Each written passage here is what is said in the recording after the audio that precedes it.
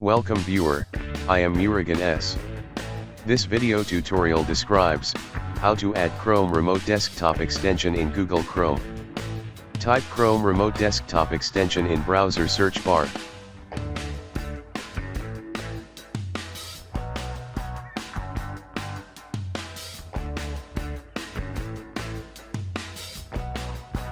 Click Chrome Remote Desktop.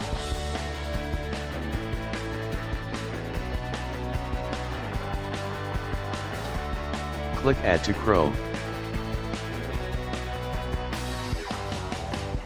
Click Add App.